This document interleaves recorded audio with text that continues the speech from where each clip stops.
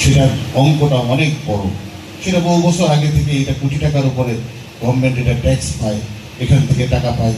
কিন্তু যেভাবে এই বাজার থেকে আমরা এই সরকারকে সহযোগিতা করছি, বিগত দিনে আমরা অনুরূপভাবে আজকে যদি তার 100 ভাগের 1 ভাগও যদি আমাদের করা হতো, তাহলে কিন্তু আজকে শুল্কর বাজারটা থাকতো অন্যরকম।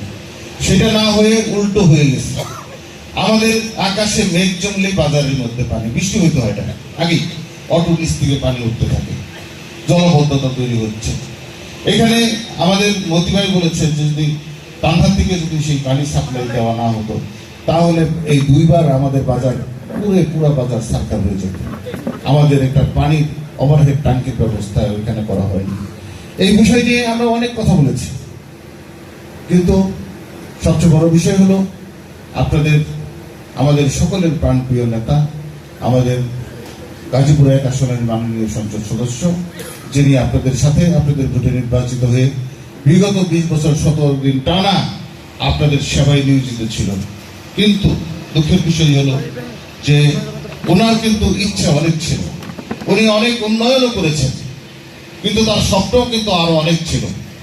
কিন্তু এই দীর্ঘ সময়ের মধ্যে তার 17 বছরই বিরোধী অবস্থায় থাকার কারণে তার ইচ্ছে করলেও সে তার মন মতো করে সেই কাজগুলো কিন্তু সর্বক্ষেত্রে করতে পারে নাই। যে তার চোখ সাপ আজকে কালিয়াকৈর পৌরসভায় সব জায়গায় লেগে আছে। আমি এর মধ্যেই এই বর্ষার চিন্তা করে বর্ষার সময় আমাদের অঞ্চলটা বিভিন্ন কারণে, যদিও আমরা মোটামুটি একটা পাহাড়ের উপর বসবাস করি, আমাদেরটা কিন্তু নিম্ন অঞ্চল না, আমরা কিন্তু নিম্ন অঞ্চলে বসবাস করি না। তো সেই উপরের মানুষগুলো আমরা একটু বৃষ্টি হলেই নানা রকমের জলবদ্ধতার মধ্যে আমরা পড়ে যাই। সেটার থেকে আমাদের সেগুলোর বাজারও কিন্তু আলাদা নয়, বাজারও জলবদ্ধতার মধ্যে হয়।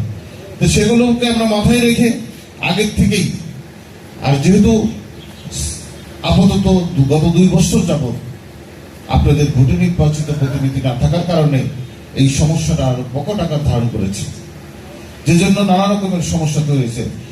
রাস্তাঘাট ভেঙে চলে, ট্রেন সব ভেঙে চলে তছনছ হয়ে গেছে। সেগুলো আমরা আগে থেকেই চিন্তা করে বর্ষার কথা মাথায় রেখে আমরা কিছু সংস্কারের জন্য আমরা সারা পৌরসভা জুড়ে চেষ্টা করেছি। রাস্তাঘাটগুলো যেগুলো অত্যন্ত জনদুর্ভোগপূর্ণ, সেগুলো সংস্কার করে অন্তত 6টা মাস যাতে চালানো যায় বলে আমি আশা ব্যক্ত করছি।